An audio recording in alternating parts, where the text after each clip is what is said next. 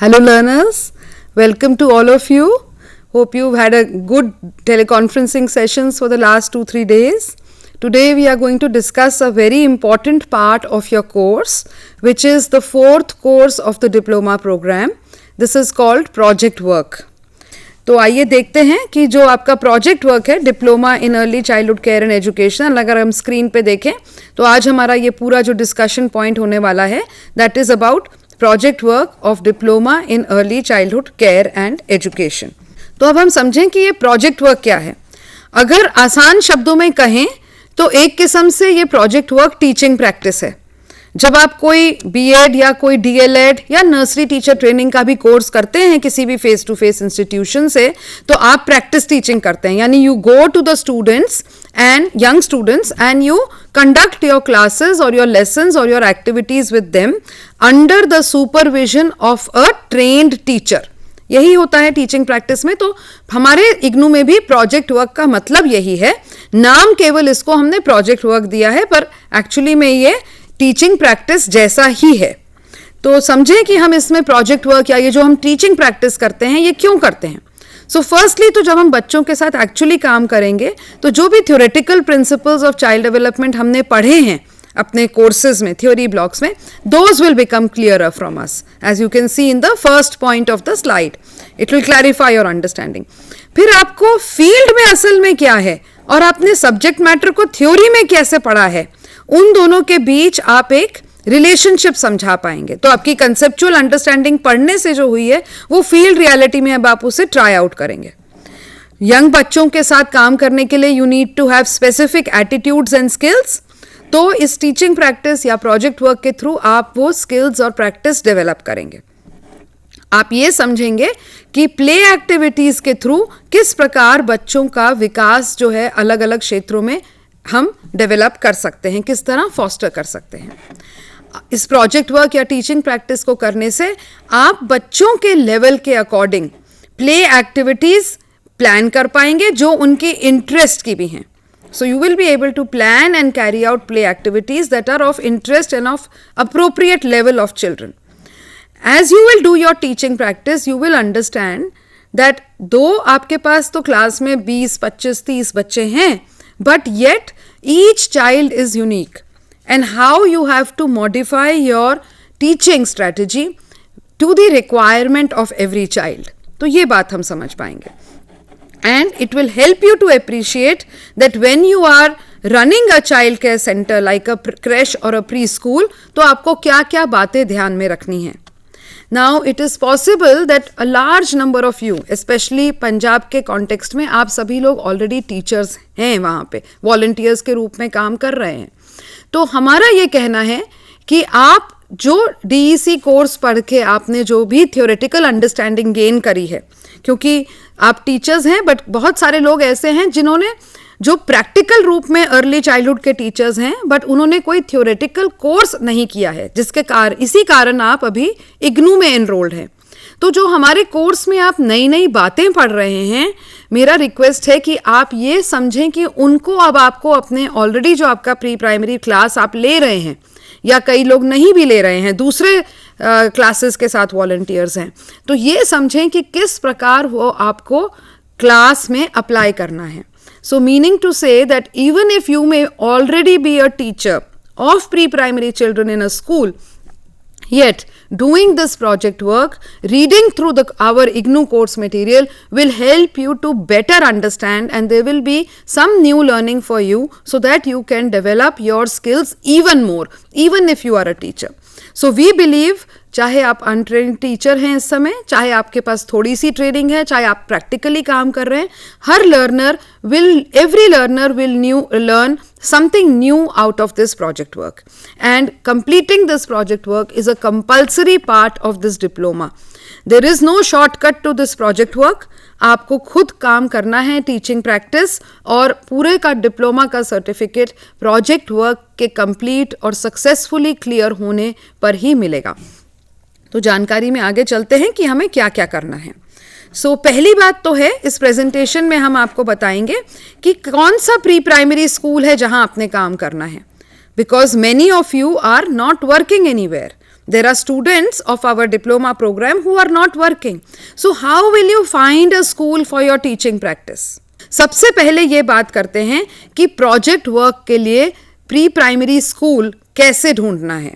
So it is true कि जो पंजाब के लर्नर्स और volunteers are already working in a pre primary school, they are working in a school with a pre primary section, तो वो लोग वहीं पे अपना काम करेंगे. बट बाकी लोग जो हैं, जो कहीं एम्प्लॉयड नहीं हैं, या बाकी के जो देश में भर में लोग हैं, या अगर कोई अपने स्कूल से भी हट के किसी दूसरे स्कूल में काम करना चाहता है, जो कि हम एक्चुअली कई बार रेकमेंड करते हैं, क्योंकि खासकर अगर हम ऐसे स्कूल में काम कर रहे हैं जो बहुत फॉर्मल है, तो we do not encourage formal teaching learning with young children. So इस केस में it is good if you identify another school. So what type of a school should it be? पहली बात, it can be either a government school or a private school. This is not important कि सरकारी ही हो या private हो, कोई भी हो सकता है, इससे हमारा कोई रिजिडिटी नहीं है. हमारी मेन बात यह है कि जो भी स्कूल हो वो प्लेवे मेथडोलॉजी फॉलो करे, और प्लेवे मेथडोलॉजी फॉलो करने के लिए उसके पास इंडोर और आउटडोर मटेरियल्स हों. अब ये इंडोर और आउटडोर मटेरियल्स और प्लेवे मेथडोलॉजी क्या है? आप सभी लोगों ने गूगल फॉर्म भरे थे. गूगल फॉर्म पे आपसे क्वेश्चंस पूछे थे जब हमने पूछा था कि आपके पास किस तरह का प्ले मटेरियल है, आप कौन कौन सी एक्टिविटीज़ करते हैं. तो वो सारी एग्जाम्पल्स जो थे वो प्लेवे मेथडोलॉजी के थे. साथ ही साथ आपने अपना कोर्स मटेरियल पढ़ा है, आपको पता है कि अर्ली चाइल्डहुड में हमारी क्या एक्टिविटीज़ होनी चाहिए. DEC 1 में हमने जो बात करी है, story telling, music, conversation, rhymes, activities related to cognitive development like matching, classification, sound identification activities, ये सब होनी चाहिए. तो ऐसा स्कूल हमारा प्लेवे मेथडोलॉजी का स्कूल माना जाता है. तो मेन बात, प्लेवे पेडागोजी आप तभी समझ सकेंगे जब आप DEC 1 का पूरा कोर्स पढ़ेंगे. तो पहली शर्त तो प्रोजेक्ट वर्क करने के लिए ये है कि आपको DECE 1 आपने पूरा पढ़ लिया होना चाहिए, उसके 7 ब्लॉक्स एंड प्रैक्टिकल मैनुअल, और असाइनमेंट कर लिया होना चाहिए. तभी ही आपको समझ में आएगा कि प्लेवे मेथडोलॉजी क्या है और कौन सा स्कूल सिलेक्ट करना है. अब हमारा स्कूल और कैसा होना चाहिए? हमारे कई प्री प्राइमरी सेक्शंस में क्या है, एक टीचर 50 बच्चों को, एक टीचर 40 बच्चों को. तो यंग एज के लिए ये बहुत ज़्यादा हैवी टीचर चाइल्ड रेशो है. तो इसमें करने से क्या होता है कि कोई भी एक्टिविटी टीचर भी बहुत अच्छी तरह नहीं कर सकती, और 40-50 बच्चों को एक टीचर के थ्रू उतना सही में समझ में भी नहीं आता है. तो हम ये रेकमेंड कर रहे हैं कि आप जो स्कूल चुनें वो ऐसा हो कि वहाँ पे टीचर चाइल्ड रेशो 1 से 30 की ना हो. यानी जो आपको भी जब काम करने को मिले तो आप लगभग 25 से 30 बच्चों के साथ काम करें. That is the best way to do your project work. और वो स्कूल ऐसा भी हो जहाँ पे प्री प्राइमरी सेक्शन आप ढूंढें कि वहाँ बच्चों को कम से कम बाहरी खेल कूद के लिए 2-3 बार तो हफ्ते में ले जाया जाता हो. बिकॉज जो बहुत औपचारिक रूप से छोटे बच्चों को दिन भर 9 से 12, 9 से 1 केवल कक्षा में बिठा के ही पढ़ाते रहते हैं और लिखित काम कराते रहते हैं, वो प्लेवे मेथड नहीं है. और उससे बच्चे, इट इज़ नॉट अप्रोप्रिएट, बच्चे थक जाते हैं, उनका इंटरेस्ट लॉस हो जाता है, उनका कोई विकास भी नहीं होता है. तो ऐसा स्कूल ना चुने, जो लोग अनएम्प्लॉयड हैं या जो लोग नए सिरे से स्कूल ढूंढना चाहते हैं, ऐसा स्कूल ना चुने जो बच्चों के विकास के विपरीत जहाँ पे शिक्षण पद्धतियाँ हों. ऐसा स्कूल चुने जहाँ बच्चों के विकास को प्रोत्साहित करने वाली प्ले बेस्ड मेथडोलॉजीज हैं.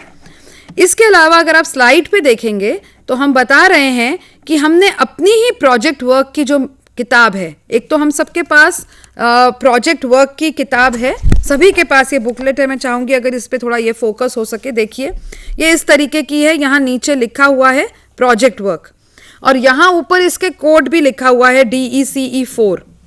तो एक तो आपको ये अपनी किताब ये आइडेंटिफाई करनी है. प्रैक्टिकल मैनुअल, या हर कोर्स के पास साथ एक प्रैक्टिकल मैनुअल है, प्रयोगात्मक नियमावली, वो अलग है, और प्रोजेक्ट मैनुअल अलग है. तो पहले तो दोनों में डिफरेंस आप देख लें कि आपको, जो हम अभी बात कर रहे हैं ये प्रोजेक्ट मैनुअल की बात कर रहे हैं, जिसमें से आपको बाकी 3 कोर्सेज के साथ असाइनमेंट लिखने हैं, वहाँ यहाँ पे प्रैक्टिकल मैनुअल लिखा होगा. और यहाँ हमारा इस कोर्स का कोड भी लिखा है ऊपर, DECE 4. दूसरी दूसरी प्रैक्टिकल मैनुअल्स में DEC 1, 2 या 3 लिखा होगा। तो इस बुकलेट की पेज नंबर 103 अगर हम देखते हैं इंग्लिश में, और पेज 109 अगर हम देखते हैं हिंदी में, तो हमने कुछ अनुसूचियां यानी अनेक्शर्स भी दिए हुए हैं जिसमें हमने चेकलिस्ट्स लिखी हैं। यानी जब आप अनएम्प्लॉयड हैं और आप किसी स्कूल में जाके ढूंढना है आपको स्कूल, तो आप ये चेकलिस्ट अपने साथ ले जाएं जिसमें हमने क्राइटेरिया बताया हुआ है कि टीचर्स कैसी होनी चाहिए, करिकुलम कैसा होना चाहिए, प्ले मटेरियल कैसी होनी चाहिए, साफ सफाई किस हिसाब से होनी चाहिए। तो ये जब आप एक स्कूल ढूंढने जाएंगे, जब आप इन चेकलिस्ट कि हिसाब पे स्कूल को ऑब्जर्व करेंगे, आप एक दिन जाएंगे, अथॉरिटी से परमिशन लेंगे, हो सकता है मना कर दें, हो सकता है आपको दूसरा स्कूल में जाना पड़े, तो ये हो सकता है कि 2-3 बार आपको अलग अलग स्कूल्स में जाना पड़े बिफोर आपको परमिशन मिले कि okay come and observe our school, या आइए आप देखिए। तो आपको पहले एक दिन बिता के ये देखना है कि जो ये चेकलिस्ट पे हमने क्राइटेरिया लिखा है, अनेक्शर 5 पेज नंबर 103 to 107 इंग्लिश में, और हिंदी में 109 से शुरू होता है, तो क्या ये स्कूल में ये सब बातें हैं, ये आपको चेक करना है। Okay, this will help you in identifying the school. कुछ एग्जाम्पल्स, कैसा टीचिंग लर्निंग मटेरियल होना चाहिए एक अच्छे स्कूल में, वो हम यहाँ पढ़ सक रहे हैं। ड्राइंग कॉपीज होनी चाहिए, वहाँ ब्लॉक्स होंगे अलग अलग किस्म के, जिक्सॉ पजल्स होंगे, मोती पिरोने के लिए धागे और मोती होंगे, क्ले, गीली मिट्टी, प्लास्टिसीन होगी, फलों, वेजिटेबल्स, एनिमल्स, ऐसे चार्ट्स होंगे।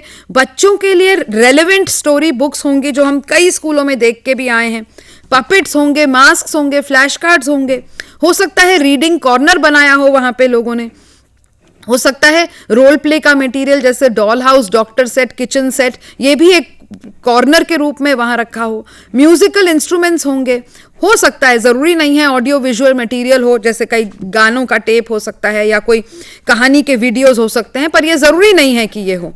ऑब्जेक्ट्स, कार्ड्स हो सकते हैं, कटआउट्स, मैचिंग, सीरिएशन, क्लासिफिकेशन, मिलान, वर्गीकरण और सीरिएशन एक्टिविटीज के लिए सीरिएशन बोर्ड्स भी हो सकते हैं जिसमें क्रम के हिसाब से बच्चे छोटे से बड़ा फिट करते हैं, या सब्जी और फलों के बोर्ड्स हो सकते हैं। ये सब चीज़ें जो होंगी, यानी कि ये school play based methodology follow कर रहा होगा, ये आपको ये चीज़ें इंडिकेटर देती हैं। फिर आप वहाँ पे देखेंगे कि किस प्रकार की प्ले बेस्ड एक्टिविटीज़ हैं, उसके भी कुछ उदाहरण हैं, आप लोग अपने कोर्स DEC 1 में पढ़ेंगे, ये वही उदाहरण है। टीचर बच्चों के साथ फ्री कॉन्वर्सेशन करती होगी, टीचर बच्चों के साथ गाइडेड कॉन्वर्सेशन या डिस्कशन करती होगी किसी टॉपिक के अनुसार, कहानी सुनाती होगी, राइम्स एंड सॉन्ग्स होंगे, रोल प्ले होगा, फ्री इंडोर प्ले के लिए मटेरियल्स होंगे और बच्चे फ्री इंडोर प्ले के लिए फ्री छोड़े जाएंगे, स्वतंत्र छोड़े जाएंगे। गाइडेड इंडोर प्ले होगा, यानी टीचर डायरेक्ट करे कि किस तरह खेलना है। Colouring, drawing, painting, paper folding, clay work, sand play, ऐसी एक्टिविटीज होती होंगी। सर्कल गेम्स होते होंगे, जैसे कई बार नर्सरी स्कूल्स में बच्चे गोलदारे में बैठ के कई किस्म के खेल खेलते हैं, उसमें हो सकता है रंगों की पहचान के खेल हों, अंदर आना बाहर जाना के खेल हों, या अपने बारे में बताना वाले खेल हों, जिसको हम सर्कल गेम्स कहते हैं। इसके अलावा कई प्रकार की pre reading, pre writing activities भी उन स्कूल में हो रही होंगी। आइए अगले स्लाइड पे देखें कि pre reading, pre writing activities किस तरह की होती होंगी। तो जैसे टीचर बच्चों के लिए लायक स्टोरी बुक उठा के उनको दिखाती है और पढ़ के सुनाती है अपनी उंगली रखते हुए वर्ड्स के नीचे, ये एक प्री रीडिंग एक्टिविटी है। या बच्चों को ही फ्री छोड़ देते हैं कि अच्छा अब आप खुद टाइम निकालो, आप खुद ही जाओ, देखो किताबों को अपने आप देखो। उसमें हमें ये एक्सपेक्टेशन नहीं है कि बच्चा लाइन बाय लाइन पढ़ लेगा, there is no pressure to read, no pressure to read. But बच्चों को जब हम इस तरह से फ्री छोड़ते हैं बुक्स के कॉर्नर में, तो आप देखेंगे बच्चे किताबों को उलटते हैं, पलटते हैं, उनके ऊपर जो ड्राइंग बनी है उसके ऊपर कोई कहानी गढ़ते हैं। अगर टीचर ने ऑलरेडी कहानी सुनाई है तो बच्चे नीचे लाइन से अपना प्रिटेंड रीडिंग जिसको कहते हैं, अभी वो पढ़ नहीं पाते पर वो नीचे उंगली रखते हुए अपनी उंगली फेरते हैं मानो कि उन्हें पढ़ना आता है। तो ये सब चीज़ें जो हैं ये प्ले बेस्ड मेथोडोलॉजी से ही पढ़ना लिखना की एक किस्म से तैयारी हैं। तो ऐसी एक्टिविटीज़ वाला प्री स्कूल आपके प्रोजेक्ट वर्क के लिए, टीचिंग प्रैक्टिस के लिए बेस्ट तरीके का स्कूल रहता है। और क्या एक्टिविटीज हो सकती हैं प्री रीडिंग प्री राइटिंग की? देखिए कि टीचर एक वर्ड कहती है और बच्चे भी उसके साथ राइमिंग वर्ड्स करते हैं, या टीचर एक साउंड कहती है, मान लो ल का साउंड, और बच्चों को उस ल से शुरू होने वाले शब्द कहने होते हैं। ऐसी ये सब एग्जाम्पल्स हैं प्री रीडिंग का। कुछ और भी देखें प्री रीडिंग प्री राइटिंग, जैसे मान लो टीचर 4 या 5 शेप्स बनाती है किसी कागज पे और बच्चों को ऑड शेप ढूंढनी होती है। तो मान लो सभी बैंगन बने हैं और एक केला बना है, इसमें शेप भी है, फ्रूट का नेम भी है। बच्चे खुद अपने मन से ड्राइंग करते हैं, टीचर डिस्कस कर रही है बच्चों ने क्या बनाया और जो बच्चों ने बनाया वो लिख रही है। तो कई बार हम ये देखते हैं, और अभी भी जो जिन स्कूल्स में हम थोड़ा सा इंटरेक्शन करके आए वहाँ हमने देखा कि हम लोग ऑलरेडी एक बने हुए ड्राइंग पे बच्चों को कलरिंग तो बहुत करवाते हैं, परंतु एक ब्लैंक पेपर देके बच्चों से कहें कि आप खुद अपनी ड्राइंग बनाओ, ये हम नहीं करते हैं। क्योंकि कहीं हमें ये लगता है कि बच्चों को तो अभी ड्राइंग आती नहीं, या बच्चे तो सिर्फ रंग भर सकते हैं। So that is not true. अगर हम बच्चों को खाली पन्ना दें तो हम देखेंगे बच्चों की इमेजिनेशन कितनी उतर के आती है। तो ऐसे स्कूल हम चुने, या ऑलरेडी अगर हम ऐसे स्कूलों में काम कर रहे हैं, किसी स्कूल में काम कर रहे हैं, तो अपने स्कूल में इस प्रकार की pre reading pre writing activities introduce करें। अब कैसा स्कूल नहीं चुनना है? Non eligible pre primary school. So बहुत क्लियरली हम कह रहे हैं those which only do formal teaching, we should not select such schools. So how will you know that formal teaching is being done? We have written some indicators, from morning to evening, only the children either are doing alphabet charts of English, Hindi or regional language, or they are just writing things in their notebooks, they are copying things from the blackboard, they are just reciting 1 to 100, even if they don't understand what they are reciting, they are just writing 1 to 10. And बच्चे कभी बाहर ही नहीं जाते खेलने, या अंदर भी उनको कभी फ्री नहीं छोड़ा जाता. कभी एक स्कूल में मैं गई थी, वहाँ मैंने पूछा अच्छा आप मैम का स्टोरी कितना सुनाते हैं? तो उन्होंने बोला महीने में 1 बार स्टोरी सुनाते हैं. सो वी कैन सी कि अगर एक प्री प्राइमरी स्कूल में हम महीने में 1 बार स्टोरी सुना रहे हैं, so that is not the play based method of teaching at all. You should not select such a school which is only doing formal education. Yes, I understand आजकल there is some element, थोड़ा सा element आ गया है of formal teaching into the pre-primary school, but at least there should be some balance of playway and formal. Perhaps आज के दिन में it's very unfortunate, पर पूरा play based school शायद नहीं हो पाता है, but at least the balance should be कि ज़्यादा playway है और कम formal है. अगर सिर्फ फॉर्मल है तो ये मैं बहुत क्लियरली लर्नर्स को बोल रही हूँ, केवल फॉर्मल टीचिंग वाले school, do not select a formal school for your teaching practice, because what will happen, you will not be allowed to conduct play-based method of teaching over there, and your project file will not be according to IGNOU norms. It will not be considered appropriate, and you will have to redo your project work. Therefore, spend time to select the right school. And for Punjab schools, आप सब लोग जो already वहाँ पे volunteer काम कर रहे हैं, कुछ तो प्री प्राइमरी सेक्शन में हैं और कुछ उसी स्कूल में दूसरे हायर क्लासेस को पढ़ा रहे हैं, या कई लोग वहाँ पे हैंडीकैप्ड स्पेशल चिल्ड्रन को भी पढ़ा रहे हैं. तो आप सभी को ये बहुत समझ लें कि प्रोजेक्ट वर्क आपको प्री प्राइमरी सेक्शन में ही करना है. अपने प्राइमरी सेक्शन में प्रोजेक्ट वर्क नहीं करना है, डिसेबल्ड बच्चों वाले हायर सेक्शन में प्रोजेक्ट वर्क नहीं करना है. आपको अपना प्रोजेक्ट वर्क सिर्फ प्री प्राइमरी वाले सेक्शन में करना है. हाँ, वहाँ अगर चिल्ड्रन विद डिसेबिलिटी हैं तो उनको इंक्लूड करना है, पर अगर हायर क्लासेस वाले चिल्ड्रन विद डिसेबिलिटी हैं तो उनको अभी अपने प्रोजेक्ट वर्क में नहीं करना है, क्योंकि हमारा जो कोर्स है, our course is diploma in early childhood care and education. इसलिए you will understand that teaching practice has to be with pre primary children. वो बड़े बच्चों के साथ नहीं हो सकती. इसलिए स्पेशली फॉर पंजाब स्टूडेंट्स, अगर आप 1 से ज़्यादा वॉलंटियर हैं अपने स्कूल में, तो आपके पास 2-3 तरीके हो सकते हैं. एक तो हमने देखा कि कुछ स्कूल्स में काफ़ी ज़्यादा प्री प्राइमरी के बच्चे हैं. So there are about 50-60 pre primary children, और इवन 70-80, एक जगह तो हमें पता चला 120 pre primary children are there. तो आप इन 120 प्री प्राइमरी चिल्ड्रन को एक या दो ही वॉलंटियर देख रहे हैं, और उस स्कूल में एक्चुअली हैं 10-12 volunteer.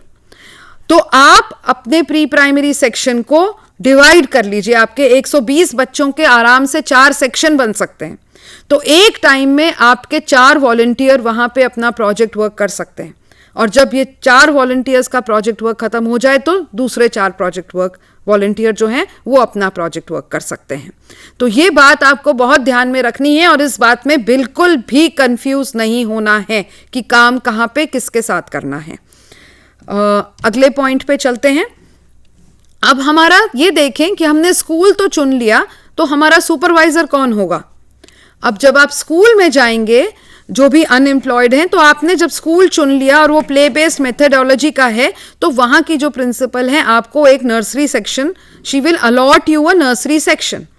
Now the nursery section, the teacher who is teaching in that nursery section is your supervisor or guide for the duration of the project work, which means आप for the duration of 30 working days, project work की duration 30 working days है, आप 30 working days में उस teacher के साथ attach हो गए हैं, वो ही आपकी सुपरवाइजर या गाइड है। सो क्लियरली यहाँ पे देखते हैं, the teacher in the pre primary section to which you are attached is the supervisor or guide for your project work. Now it is very clear कि this teacher should be a trained teacher.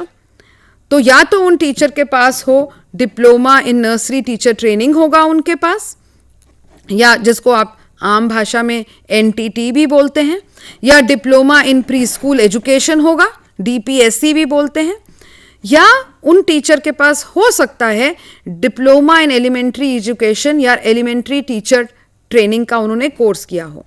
हम preferable तो यही है कि nursery teacher training NTT और DPSC का course किया हो, क्योंकि ये बिल्कुल डायरेक्ट कोर्स है for teaching in the nursery years. तो अगर आपकी गाइड का ये है NTT या DPSC हैं तो बेस्ट है। पर हम ये भी देख रहे हैं कि कई स्कूल्स में DPSC या NTT टीचर नहीं हैं, पर DLED के टीचर्स हैं। अब DLED के टीचर्स ने एक पेपर किया हुआ होता है ऑन अर्ली चाइल्डहुड एजुकेशन, इसलिए हम कह रहे हैं कि वो टीचर्स आपका सुपरवाइजर हो सकते हैं। पर हमने ये भी देखा है कि स्कूल्स में वो टीचर्स भी हैं जो BEd हैं।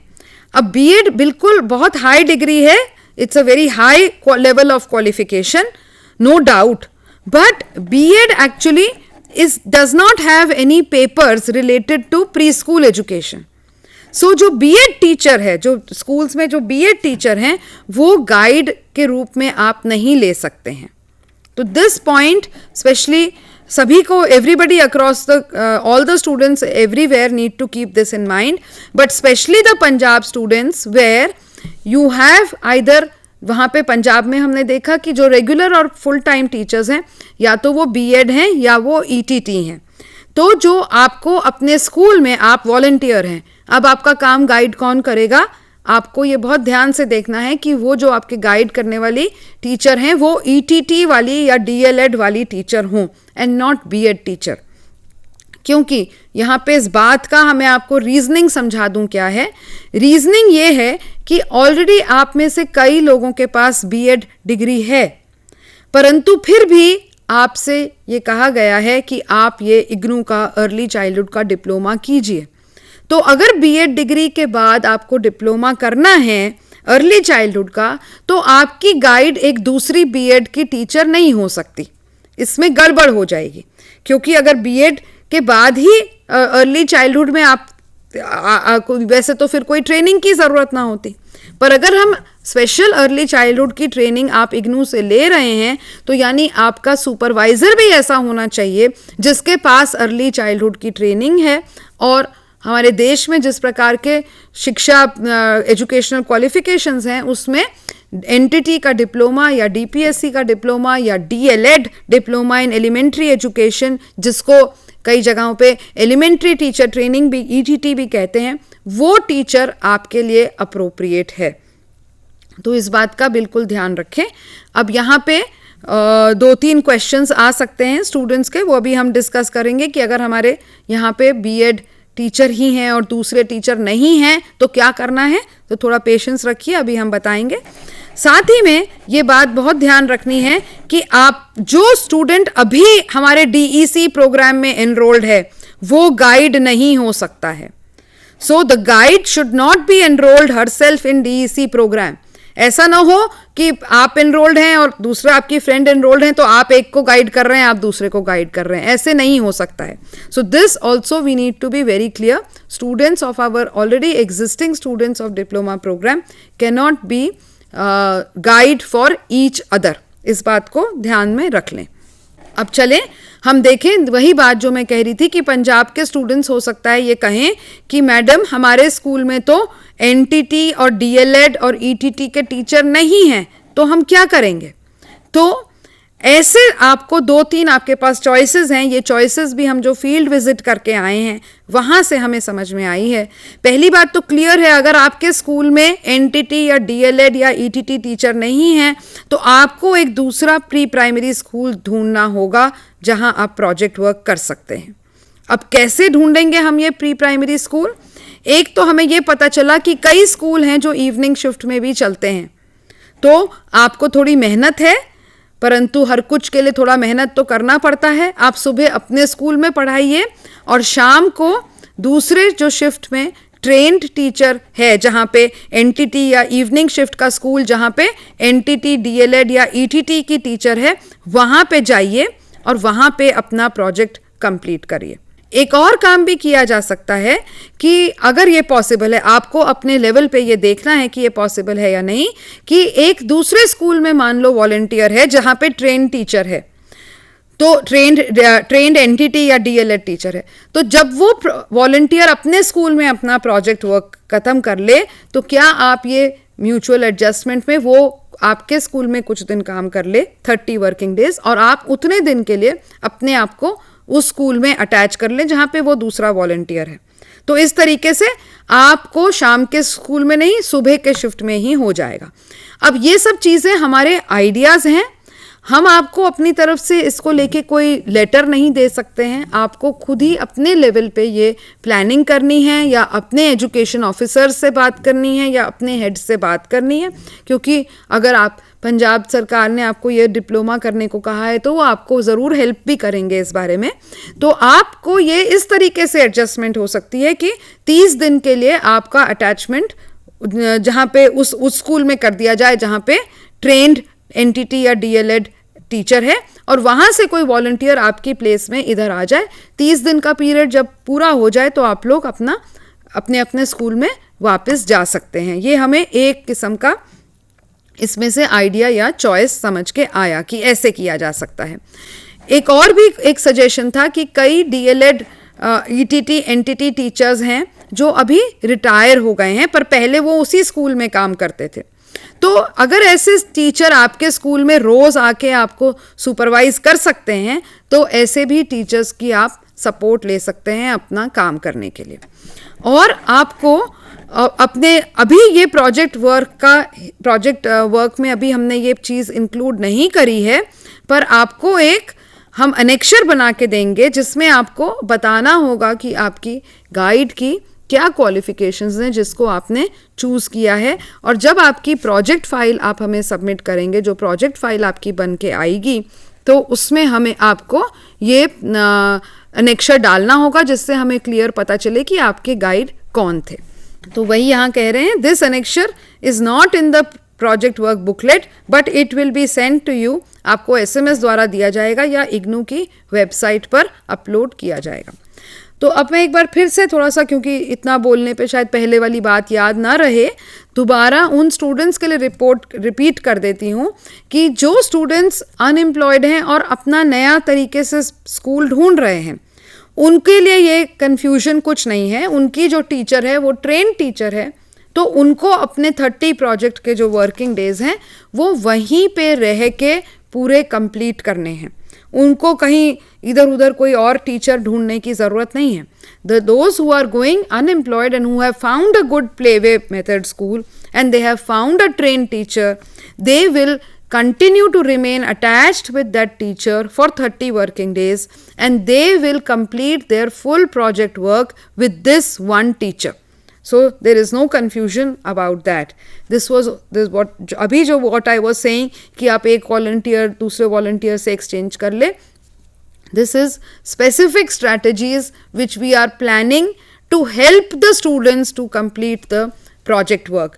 So हम ये कोशिश कर रहे हैं कि जो हमारे कोर्स के जो नॉर्म्स हैं, हमारे जो प्रैक्टिस टीचिंग के नॉर्म्स हैं, वो हम अपने थ्योरेटिकल प्रिंसिपल्स को ना बदलते हुए फिर भी आपको कुछ फ्लेक्सिबिलिटी दें. तो हम अपनी तरफ से आपको फ्लेक्सिबिलिटी देने की कोशिश कर रहे हैं, पर कुछ प्रिंसिपल्स हमें जो हैं वो फॉलो ही करने पड़ेंगे, उनमें हम फ्लेक्सिबिलिटी नहीं कर सकते. तो हमारी तरफ से आप लोगों के लिए ये सब सुझाव हैं कि इस तरह से अपना प्रोजेक्ट वर्क कंप्लीट करने की सोचें. तो अब जब थोड़ा सा वी हैव अंडरस्टूड कि रोल ऑफ गाइड कैसे सिलेक्ट करना है, आइए अब थोड़ा सा समझें कि हमें एक्चुअली प्रोजेक्ट वर्क में क्या करना है. सो प्रोजेक्ट वर्क जो है, as I have been saying, it is for 30 working days. अगर आप लगातार 30 वर्किंग डेज तक करेंगे प्रोजेक्ट वर्क, तो आपका प्रोजेक्ट वर्क को कंप्लीट होने में 1.5 महीना लगेगा, 45 डेज, क्योंकि आपका सैटरडे संडे आएगा, कोई और छुट्टी भी आएगी. पर हम कह रहे हैं कि ओके, हम आपको फ्लेक्सिबिलिटी दे रहे हैं कि आप 90 डेज के अंदर अपना प्रोजेक्ट वर्क हर हालत में कंप्लीट कर लें, क्योंकि हमने यहाँ पे प्रोविज़न दिया है कि हो सकता है प्रोजेक्ट वर्क में काफ़ी लिखाई का आपको काम है, आपको लिखाई का काम, एक दिन का काम पूरा नहीं हुआ तो आप अगले दिन तक भी उसको पूरा करेंगे, तो शायद उस दिन अपना प्रोजेक्ट का काम कॉलेज स्कूल में नहीं कर पाएंगे. तो इसलिए हमने गैप दिया है, या कोई अनफॉर्चुनेटली गॉड फॉरबिड कोई बीमारी आ जाती है या घर में कोई फंक्शन हो जाता है और आप एक साथ नहीं कर सकते, तो वी आर सेइंग कि 90 वर्किंग डेज के अंदर अंदर आपको अपना प्रोजेक्ट वर्क ज़रूर ख़त्म करना है. अब इस 30 डेज में क्या करना है, तो मोटे तौर पे अगर हम देखें तो हमारी जो ये टीचिंग प्रैक्टिस है, ये 3 फेजेस में डिवाइडेड है. Phase 1, phase 2 and phase 3. Phase 1 5 दिन का है, फेज़ 2 20 डेज का है, फेज़ 3 जो है 5 दिन का है. फिर से देखें अब क्या करना है. पहले जो 5 दिन है, पहला फेज़ जिसको कहते हैं, पहला 5 दिन. अब अगर हम देखें तो जब हम किसी से कुछ सीखने जाते हैं तो पहला काम क्या होगा, क्योंकि अब ये टीचिंग प्रैक्टिस मतलब हम एक अच्छा टीचर बनना चाहते हैं, तो अच्छा टीचर बनने के लिए हमें पहले क्या काम है, पहला स्टेप यही होगा कि हम एक टीचर को देखें खुद काम करते हुए कि वो टीचर कैसे काम करती है. तो पहले 5 दिन हमारे प्रोजेक्ट वर्क के इसी बेसिस पे हमने बनाए हैं कि आप गाइड को, जो आपकी सुपरवाइज़र हैं, उनको आप ऑब्जर्व करेंगे, और इस 5 दिनों में, क्योंकि वो बच्चे आपके लिए नए हैं, खासकर वहाँ पे जो अनएम्प्लॉयड स्कूल्स में जाएंगे, वो उनके लिए बच्चे नए हैं, या इवन वॉलंटियर जो हायर क्लासेस पढ़ा रहे थे, अब छोटी क्लास में आके उनको प्रोजेक्ट वर्क करना है, तो अचानक वो बच्चों के लिए वो टीचर नहीं है. छोटे बच्चे जो होते हैं वो एक टीचर से अटैच हो जाते हैं और नया टीचर को एक्सेप्ट करने में उनको टाइम लगता है. तो ये पहले 5 दिन का समय हमने वो रखा है जब आप गाइड को ऑब्जर्व करेंगे काम करते हुए. गाइड थ्रू ऑब्जर्वेशन आप लर्न करेंगे, गाइड कैसे काम कर रही थी, मुझे कैसे काम करना है, और बच्चों के साथ आप रैपो डेवलप करेंगे. अब गाइड तो आपकी वो हैं, परंतु हर व्यक्ति में हमेशा फिर भी एक पोटेंशियल रहता है और बेटर होने का. तो इट इज़ पॉसिबल कि आपके जो गाइड हैं वो कोई, उनके में भी कोई ऐसी चीज़ें हों जो वो बेटर कर सकती हैं, जो वो इम्प्रूव कर सकती हैं. तो आपको अपने गाइड को इस नज़रिए से देखना है. आपको गाइड की हर चीज़ ही हमेशा पूरी सही होगी, मे बी नॉट ट्रू. हो सकता है उन्होंने कहानी सुनाई हो, बट आपको लगता हो इतनी बेटर कहानी नहीं सुनाई है. हो सकता है, it is very much possible कि उन्होंने एक डल तरीके से कहानी सुनाई है. सो गाइड की वो बातें देखें जो आपको अपनानी है, और गाइड को ऑब्जर्व करते समय ये देखें कि आपको क्या नहीं करना है, क्योंकि even guide can be making some mistakes नहीं कहना चाहिए, but even for her there can be some places for improvement. हो सकता है जो उन्होंने TLM डिवाइस किया हो वो बहुत इंटरेस्टिंग ना हो, या वो कम मात्रा में हो, या हो सकता है उन्होंने बच्चों से ज़्यादा क्वेश्चंस ना पूछती हों, या हो सकता है कि उन्होंने कुछ 1-2 बच्चों से ही ज़्यादा बात करती हूँ, बाकी से ना करती हूँ. ये सब मैं हाइपोथेटिकल आपको एग्जांपल दे रही हूँ। कहने का बात यह है कि गाइड को आपने ये जो 5 दिन का पीरियड है, आप जो थ्योरेटिकल प्रिंसिपल्स पढ़ के आए हैं उसके सामने रखते हुए गाइड को ऑब्जर्व करना है और गाइड के बोथ पॉजिटिव्स एंड जो गाइड चैलेंजेस फेस कर रही है वो भी आपको देखने हैं और उससे भी लर्निंग लेनी है। तो फिर देख लें ज़रा डिटेल में हमने यहाँ क्या लिखा है, आपको क्या क्या करना है। एक तो हर समय गाइड जो एक्टिविटी कर रही है, पूरे दिन में वो 3 घंटे में 3 या 4-5 एक्टिविटी करेंगी, आपको वो ऑब्जर्व करनी है और डिटेल में नोट करना है कि गाइड ने किस प्रकार कैसे करी एक्टिविटी। ये रिकॉर्ड करते समय आपको ये भी नोट करना है कि हर एक्टिविटी में उन्होंने कराया क्या। तो सिर्फ ये नोट करना काफ़ी नहीं है कि उन्होंने कहानी सुनाई, आपको थोड़ा सा विवरण करना पड़ेगा कि कहानी उन्होंने कैसे सुनाई।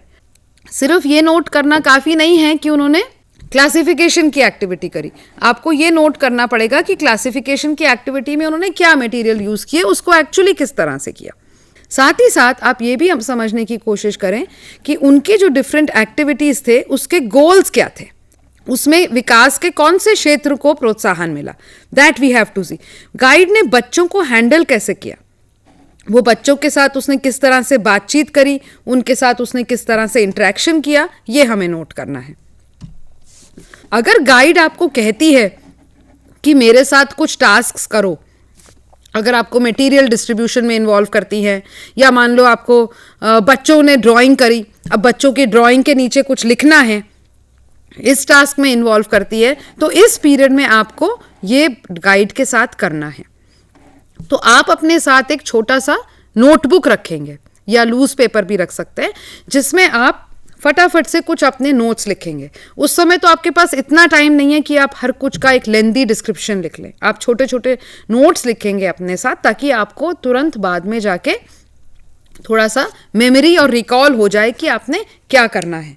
अब अगर आप लोगों के पास अपने सामने अपनी प्रोजेक्ट मैनुअल है तो ये मैं बता सकती हूँ, थोड़ा थोड़ा ये दिखा के आपको बता सकती हूँ कि if you see page number 21 in English and in Hindi if you see page number 26, तो हमने एग्जाम्पल दिया है page number 21 in English, this is the page hand written. हमने थोड़ा सा एक ये एग्जाम्पल दिया है कि नोट्स कैसे लेने हैं फटाफट से उस समय। तो इसमें अगर फोकस हो पा रहा है और आप देख पा रहे हैं, नहीं तो आप आपके पास अपनी प्रोजेक्ट मैनुअल्स खुली हुई होंगी, पेज नंबर 21 और 26 देखें तो जल्दी जल्दी उसने नोट कर रखा है। यहाँ लर्नर ने हमने एग्जाम्पल दिया है, 8:30 से 9 क्या हुआ, 9 से 9:30 बजे क्या हुआ, 9:20 से क्या हुआ। तो ये जो नोट्स हैं आपके छोटे notes, these will help you to make the project report later on. और प्रोजेक्ट रिपोर्ट अगर आप नेक्स्ट पेजेस ही पलटें, so from page number 22 to page number 32, and in Hindi from page number 27 to page number 31 we have given you an example of how to write the project report. So once again if you see the focus, ये actually एक report है एक student की। So इस तरफ column में observation है, यानी क्या हुआ उस दिन क्लास में, और इस कॉलम में उसका एनालिसिस है कि ये अगर ऑब्जर्वेशन थी तो मेरा एनालिसिस क्या है, अगर टीचर ने ये किया तो मैं उसके एनालिसिस से क्या समझती। तो मतलब ये हुआ कि उस दिन आपने जो रिपोर्ट के नोट्स अपने बनाए हैं, आपको उसी शाम जाके वो डिटेल रिपोर्ट बनानी है। क्योंकि अगर आप ऐसे सोचोगे कि मैं 5 दिन का जो मुझे है, चलो मैं 5 दिन के नोट्स इकट्ठे कर लूँ, फिर 5 दिन की डिटेल रिपोर्ट एक साथ लिखूंगी, तो आपको हर रोज़ की चीज़ों का कन्फ्यूजन हो जाएगा, मिक्सअप हो जाएगा, आपका एनालिसिस भी उतना अच्छा बाहर होके नहीं निकलेगा। और काम आपका बढ़ता जाएगा। So the best way to complete this practice teaching is कि रोज़ का काम रोज़ ख़त्म करें। ये बहुत इंपॉर्टेंट है और इस बात पे हम अक्सर रह जाते हैं।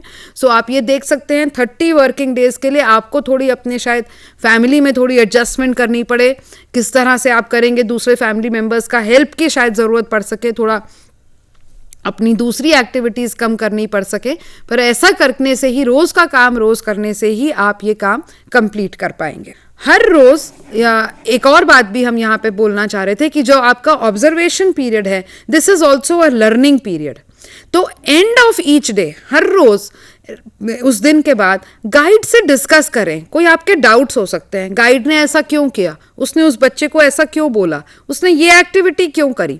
तो रोज उस दिन के बाद 15-20 मिनट निकाल के गाइड से चर्चा करें, गाइड का भी डायरेक्शन लें। इससे आप जो रिपोर्ट है, this will help you to write the report of the days activities. Report का फॉर्मेट मैं आपको बता ही चुकी हूँ। ये जो मैंने आपको सेक्शन दिखाया था और पेज नंबर बोले थे, ये सेक्शन 6 है इस प्रोजेक्ट मैनुअल का।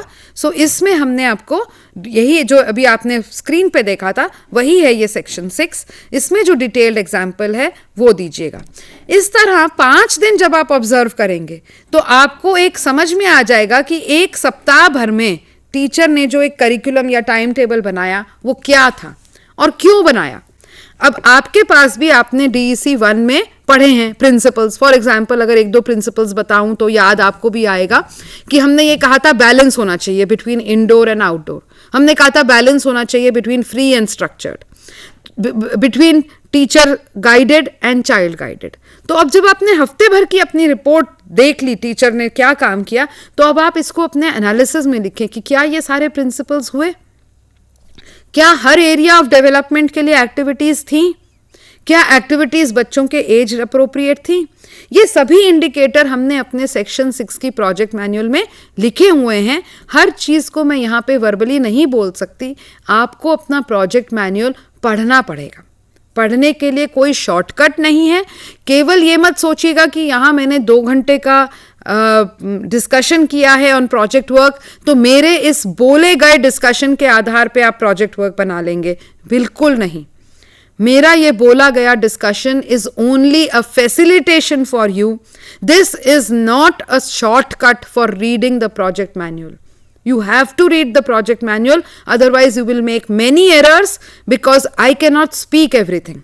And then in the end, it will be very sad if you submit the project file and we return your project file by saying that work was incomplete. So my saying is only to help you to understand. It is not the only thing. You have to read the project manual completely. One more thing I want to say over here that over the years बहुत project file में हमने check करते हैं और कई बार student ये करते हैं कि जो हमारा सैम्पल प्रोजेक्ट रिपोर्ट हमने लिखा है यहाँ पे उसी को कॉपी करके हमें दे देते हैं। तो ऐसा मत करिए, जो आपने ऑब्जर्व किया है वही लिखिए, क्योंकि बहुत जल्दी ये दिख जाता है कि स्टूडेंट का अपना ओरिजिनल वर्क है, 2 लोगों ने एक साथ मिलकर काम किया है या इंटरनेट से भी प्रोजेक्ट बना के दे दिया है। ये बहुत जल्दी एक्सपीरियंस्ड इवैल्यूएटर्स हैं हमारे इग्नू में, एक पूरी टीम है इवैल्यूएटर की, जिनको ये बहुत आराम से पता चल जाता है कि स्टूडेंट का ओरिजिनल वर्क है या नहीं। और फिर आप लोगों के लिए ये टाइम लॉस है। अगर एक बार प्रोजेक्ट फाइल आपकी ठीक नहीं हुई तो आप समझ लीजिए कि 6 महीने चले गए। जब आप हमें भेजेंगे, हम आपको कमेंट्स के साथ वापस भेजेंगे, आपको मिलेगी, फिर आप वो कमेंट्स समझेंगे, फिर आप दोबारा करेंगे, फिर आप दोबारा हमें भेजेंगे, तो 6 months are gone. So the best way to complete this diploma is to do it right in the first place itself. पहली बार में ही पढ़ा के इसको सही ढंग से करिए। फेज 1 मुझे पंजाब स्कूल्स के लिए अब थोड़ा सा स्पेशल वंस अगेन मैं यहाँ पे बात करना चाहती हूँ कि हमने जो पंजाब में लर्निंग लेके हम आए हैं, हमने ये देखा कि कई जगह पे वॉलंटियर्स तो हैं और ETE की ट्रेन टीचर है, 1 या 2 ETE की ट्रेन टीचर हैं, और प्री प्राइमरी का जो सेक्शन है वो केवल वॉलंटियर ले रहा है। तो इस केस में जो ये 5 दिन का आपका फेज 1 का हमारा जो ऑब्जर्वेशन है, जिसमें आपको ट्रेन टीचर को ऑब्जर्व करना है, तो आप कैसे करेंगे? तो उसके लिए जो सुझाव हमें फील्ड से मिले इस 2 दिन में वो यही है। अगर ये देखें कि अगर एक train teacher, if there is a train teacher teaching older primary sections, अक्सर वो जो DLED और ETT टीचर है ना पंजाब स्कूल्स में, वो प्राइमरी के बड़े सेक्शंस पढ़ा रही हैं। तो यहाँ पे हमारा सुझाव ये है कि आप उनसे कहें कि मैडम आप 5 दिन प्री प्राइमरी सेक्शन पढ़ाएं और आप उनको ऑब्जर्व करें और इस प्रकार अपना फेज 1 कंप्लीट करें। आगे मैं बोलूंगी तो और समझ आएगा। सो मान लो उस स्कूल में 2 वॉलंटियर हैं और ट्रेन टीचर जो हैं वो प्राइमरी के बड़े सेक्शन ले रही हैं। तो जब तक ये ट्रेन टीचर प्री प्राइमरी के सेक्शन लेती हैं, इन 2 वॉलंटियर में से एक वॉलंटियर ये मैडम के बड़े वाले सेक्शन ले लेता है। और जो दूसरा वॉलंटियर है वो ट्रेन टीचर को ऑब्जर्व करके अपना फेज 1 कर लेता है। फिर अगले 5 दिन में जिस वॉलंटियर ने ऑलरेडी मैडम को ऑब्जर्व कर लिया है वो मैडम का सेक्शन ले लेता है और दूसरा वॉलंटियर जो है वो ऑब्जर्व कर लेता है। तो इस प्रकार ये हमारा एक सुझाव है, हमें जो फील्ड रियलिटी से समझ में आई बात कि इस तरह से जो already train teacher higher section ले रही है, क्योंकि आपको ऑब्जर्व तो ट्रेन टीचर को ही करना है, क्योंकि वो ही आपको एक सही बताएगी। जो वॉलंटियर हैं वही आपस में एक दूसरे को ऑब्जर्व कर लेंगे तो मुश्किल हो जाएगा, और किसी दूसरे स्कूल में जाके भी ऑब्जर्व करने का मुश्किल होगा। तो ये एक तरीका है जहाँ ट्रेन्ड एंटिटी टीचर हैं वो 5-6 दिनों के लिए अपने प्री प्राइमरी के सेक्शन में आ जाएं, अपना सेक्शन किसी और को दे दें, ताकि जो आप इन लोगों के स्कूल में, आप लोगों के स्कूल में जो वॉलंटियर्स हैं उनका सपोर्ट हो। तो आपको अपने ही अंदर अपने स्कूल में पूरी जो एक कॉन्सेप्ट है उसको कॉम्प्रोमाइज़ ना करते हुए, बच्चों को किसी प्रकार का नेगेटिव इफेक्ट ना हो, ये बहुत ध्यान में रखते हुए, थोड़ा सा फ्लेक्सिबिलिटी लेते हुए अपने लिए देखना है कि किस प्रकार ये प्रोजेक्ट वर्क हम कर सकते हैं। हमारी तरफ से जो हम थोड़ी सी देख के स्ट्रैटेजी सुझा रहे हैं वो हम आपको ये स्ट्रैटेजी सुझा रहे हैं। और जैसे कि पहले मैंने बोला ही है, जहाँ पे एंटिटी टीचर नहीं है, जहाँ बीएड वाली टीचर्स हैं, तो उनको तो स्कूल में अपने आप को दूसरे स्कूल में जाना ही पड़ेगा जहाँ पे वो दूसरी टीचर्स मिले। अब कई जगह पे ये भी बात आई कि शायद आपको छुट्टी ना, आपको शायद ऐसे ही ना जाने दिया जाए दूसरे स्कूल में, तो उस केस में आपको छुट्टी लेनी होगी और छुट्टी लेके दूसरे ऐसे स्कूल में काम करना होगा जहाँ पे प्री प्राइमरी सेक्शन को आपको ट्रेन करने के लिए एंटिटी टीचर है। क्योंकि इसका जो रैशनल यही है कि आपको एक ट्रेन टीचर के अंतर्गत रहते हुए काम करना है। हम बहुत फ्लेक्सिबिलिटी कर सकते हैं, पर ये जो एक कोर हमारी बात है, इस बात पे फ्लेक्सिबिलिटी जितनी हम बता रहे हैं आपको, इससे ज़्यादा इग्नू अगर करेगा तो हमारे कोर्स की क्वालिटी पे इम्पैक्ट होता है और हमें फ्लेक्सिबिलिटी वो करने में मुश्किल होगी। फिर भी आप सब लोगों के कोई सुझाव हों तो अभी जब हम चर्चा के लिए बात करेंगे तो हम उस बात को दोबारा सोच के कर सकते हैं। चलिए आइए अब यहाँ पे देखें, अब हमारा फेज़ 1 ख़त्म हुआ। अब हम ये देखें कि हमें सेकेंड फेज़ में क्या करना है। तो पहले 5 दिन अब हमारी एक समझ बन गई है। अब 20 दिन अगले हमें क्या करना है। इस 20 दिन में हमें टोटल 30 एक्टिविटीज़ बच्चों के साथ कंडक्ट करनी है, और ये 30 एक्टिविटीज़ का पूरा लेखा जोखा क्या है ये हमने सेक्शन 7 प्रोजेक्ट मैनुअल के सेक्शन 7 में दिया हुआ है, जिसका कि अगर मैं पेज नंबर आपको बताऊं तो it is page number 34 in the English manual and it is page number 33 in the Hindi manual. तो ये जब आप देखेंगे तो इसमें आपको डिटेल में पता चलेगा कि ये 30 एक्टिविटी सेशंस हमारे क्या हैं। डे वाइज एक्टिविटी जो आपको करनी है ये हमने इसी सेक्शन 7 में मेंशन आपको की गई हैं, और ये एक्टिविटीज़ आपकी गाइड ने सुपरवाइज करनी है। तो इसका डिटेल क्या है, पहले 10 दिन तो आपने एक एक्टिविटी करनी है। यानी अगर हम देखते हैं छोटे बच्चों के साथ हमारी एक एक्टिविटी का ड्यूरेशन आधे घंटे से ज़्यादा नहीं है, हाफ एन आवर होना चाहिए, हाफ एंड आवर नहीं, हाफ एन आवर ईच, ये गलत है यहाँ पे थोड़ा सा। तो पहले 10 दिन तो आपको एक एक्टिविटी करनी है और अगले 10 दिन आपको 2 एक्टिविटी करनी है। तो यानी लगभग 1 घंटे का काम है जो आपको गाइड के साथ करना है। ये कौन सी एक्टिविटी है, जैसे कि मैं बता रही हूँ सेक्शन 7 में आपको 7.1, 7.2 टिल 7.7 इसमें इसका हमने डिटेल बताया है। अब यहाँ पे एक बात इंपॉर्टेंट है समझने वाली, जो अनएम्प्लॉयड लर्नर्स भी होंगे जो दूसरे स्कूल में, जिन्होंने those who have looked for another school, it is not कि आपने फेज 2 में 1 घंटा एक एक्टिविटी कर ली और फिर आप घर चले गए, या 10 दिन के बाद आपने 2 एक्टिविटी कर ली और फिर अब घर चले गए। नो, आपको पूरा टाइम स्कूल में ही रहना है। So whether you are, all the students of the project work have to stay in the nursery school for the full duration of the nursery school for 30 days. So in phase 2, after your 1 activity or your 2 activities over, the nursery teacher will start doing her activities with children. So you will observe and learn from that teacher. So you do not have to write this observation report, but you have to be present and learn from the teacher by seeing how she is working. और जो पंजाब के volunteer students हैं, ये 1 और 2 activity करने के बाद आपका जो अपना दिन का काम होगा आप वो करेंगे. अगर आप ऑलरेडी प्री प्राइमरी में पढ़ा रहे हैं तो आप वो प्री प्राइमरी के बच्चों के साथ अपना बाद का आपके पास सभी के पास करिकुलम है पंजाब गवर्नमेंट का, तो आप अपना पंजाब गवर्नमेंट का वो करिकुलम बच्चों के साथ इम्प्लीमेंट करेंगे. तो इसके एक के बाद ऐसा नहीं कि काम खत्म और आप घर चले जाएं, आपको अपना बाकी का अपना आगे का काम जो है वो उसी प्रकार से करना है. और इस आधा घंटा और 1 घंटा जो आप एक्टिविटी करेंगे, ये गाइड आपको देखेंगे, आपको ऑब्जर्व करेंगे और ऑब्जर्व करते हुए आपको गाइडेंस देंगी या आपको कमेंट्स देंगी कि ऐसे नहीं ऐसे, आपको बाद में फीडबैक देंगी बाद में आपके काम करने के बाद.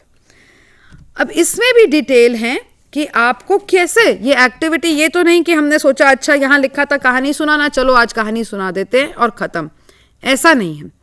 हर एक्टिविटी जो हम करेंगे, जो हमारे यहाँ पे निर्धारित हमने जैसे गाइडलाइंस बताई हैं, तो आपको हर एक्टिविटी की प्लानिंग लिख के करनी है. आपको ये प्लान करना है कि हर एक्टिविटी जो आप करेंगे उसके गोल क्या है, क्या वो एज अप्रोप्रिएट है और बच्चों को इंटरेस्टिंग लगेगी, और आपको ये एक्टिविटी लिखनी भी है और लिख के आपको ये एक्टिविटी एक एक्टिविटी प्लान के रूप में लिखनी है. और इसका फॉर्मेट भी हमने सेक्शन 7 में दिया है. तो अगर हम यहाँ पे देखें, हमारा जो सेक्शन 7.4 है, पेज नंबर 37, और यहाँ पे हमारा है पेज नंबर 38. जब आप देखेंगे तो हमने यहाँ पे पूरा डिटेल में मेंशन किया है how to write the activity plan and its report.